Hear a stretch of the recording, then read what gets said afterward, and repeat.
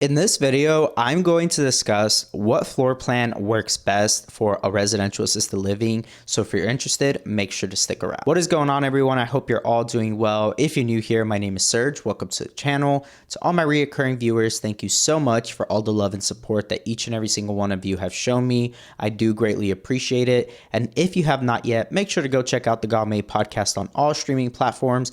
Also, feel free to go check out Legion Assisted Living Academy, and feel free to check out the mentorship call link down below, and check us out at valleyalfventures.com if you're looking to passively invest in this industry or be an operator to potentially lease a property with the option to purchase it at a later date. Definitely go check us out, and make sure to go check us out on Instagram at valleyalfventures. And with that being said, let's go ahead and jump into the topic of this video. So I've actually come across a lot of different residential assisted livings, acquired a lot of different residential assisted living facilities, and there are a couple things that I like to talk about, especially when it comes to what's going to ultimately make a successful residential assisted living. Each state is going to be very different, so depending on what state you're in and how many beds you can license for will vary. So it may not always be this way, but the best thing that I've come to find out is being able to actually provide private bedrooms for the amount of beds that you can license for. So let's say, for instance, you're in Florida and you're trying to start a residential assisted living, and in most cases, you're only going to be able to license up to 6 beds. Now, you will want to ideally have 6 bedrooms. So you want to provide 6 private bedrooms, and maybe you'll have shared bathrooms and maybe have some half baths, but if you want to go ahead and add bathrooms to all of them and have, just pretty much each room have its own bathroom, which is excessive, but it does add the option of being able to say, look, we can actually provide you your own bathroom, have your own space, and have that privacy.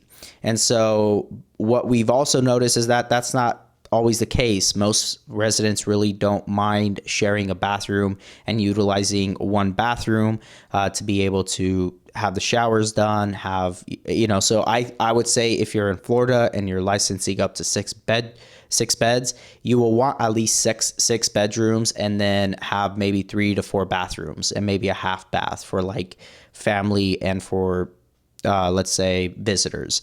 And so that is ideally what you want to do. Especially like here in Arizona, you're going to be able to actually license up to 10. And there is potential to be able to get special accommodation to license up to 15. But that all depends on the city zoning that you're in and if they're going to be able to approve that. And you need to go through a bunch of different processes to be able to do that. But if that's the case, right, the same thing stands for that as well. So you're going to want 10 bedrooms, or if you're licensing and having the special accommodation, at least 15 bedrooms. But let's say you're going to do 10. So you're going to want at least 10 bedrooms, and then be able to have, I would say, half of that in bathrooms. So have at least 5 to 6 bathrooms. Like I said, have maybe 5 full bathrooms, and then half bath here and there. So essentially, the best floor plans that really work for residential assisted livings are really to be able to have all private bedrooms, because if you can have all private bedrooms, that is what families want. And on top of that, depending on your staffing, which is something that is asked all the time. How do you staff? What's the ideal staffing situation? Now, the ideal staffing situations, it all just depends on your labor laws in your state. Here in the state of Arizona, there is a lot of people who actually have live-in caregivers. That's a common thing that they do. And so providing a living situation for your live-in caregivers is what you will also want to do, because it will bring down that payroll cost, which will ultimately, on the bottom line, help you as the care home owner be able to keep that difference. And so being able to provide that, so if you are licensing up to 10 beds, you want to have 10 bedrooms ideally, or 9 bedrooms, where I've seen this option as well. They have 9 bedrooms, and they're able to utilize one of the bedrooms, which is most likely the master suite, to be able to put in a couple there, or use it for a shared bedroom, or use it for let's say all techs or Medicaid, or your hospice clients. And so they'll utilize that. And then the remaining beds are all private. And so ideally, you want to have at least another bedroom. So 11 bedrooms total to be able to utilize one of them for caregivers. I've seen other homes who have 2 caregiver rooms. And so they'll utilize both of those caregiver rooms for their staff to have them on site and be able to accommodate them and utilize that towards negotiating and being able to bring down that cost of labor because of the fact that they're providing housing essentially. And so you would structure that with your employees and with your caregivers. But, you know, other care homeowners, they oftentimes go ahead and do either 8-hour shifts or 12-hour shifts with their caregivers.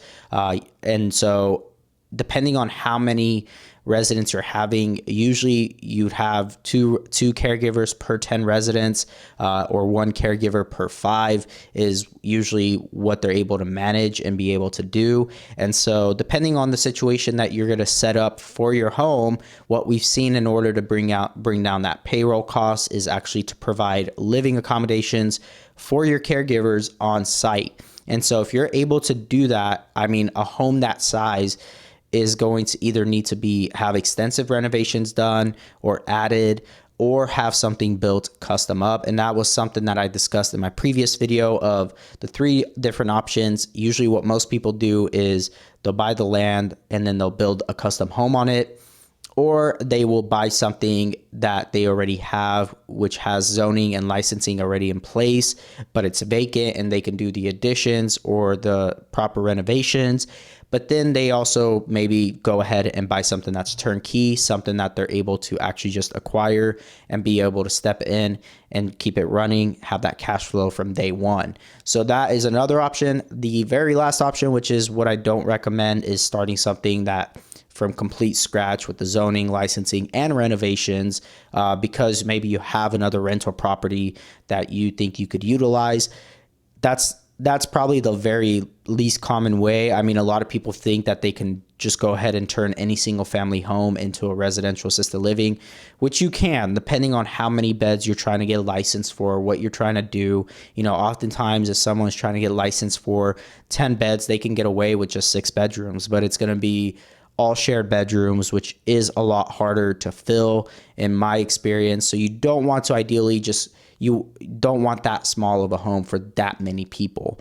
And so it's not going to be comfortable. It's not going to be convenient. And you're always going to have families at some point later complain about the fact that there's just not enough room for everybody.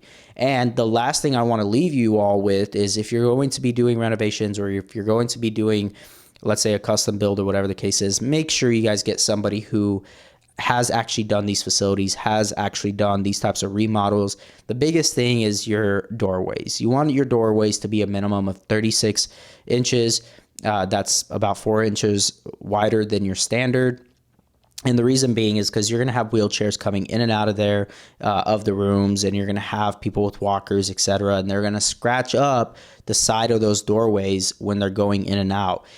So you can take essentially a standard home. My very first home that I ever started did not have any of these things at all. And I was still able to make it work, still make it be profitable and still work, right? You can definitely do it. That's not what I'm saying. I'm talking to the people who have the means to be able to go and properly set something up, and it's only going to set you up more for success. Not that you can't have success with just a standard single family home that you don't have to do any renovations to, because I know I did it and other people have done it too and have been successful doing so. But like I said, this is the ideal thing to do, is to be able to provide private rooms for the amount of beds you get licensed for. Make sure all those entryways are wide enough. Make sure all the bathrooms are ADA compliant, have those roll-in showers, have those floating sinks that they can get under if they're in a wheelchair to be able to wash their hands, brush their teeth, etc. And so with that being said, hopefully this video did provide you all a ton of information on what the ideal floor plan would be in a residential assisted living. And again, keyword is ideal. Don't think that you can't start one just because you're not able to find something like this. But anyways, with that being said, make sure to like, comment, and subscribe. I do appreciate all the love and support that you guys have been showing this channel. Make sure to go watch all the other videos that show up above me. Make sure to go check us out at Valley ALF Ventures on Instagram. Make sure to go check us out on our website, valleyalfventures.com. And with that being said, I will talk to you all in the next one.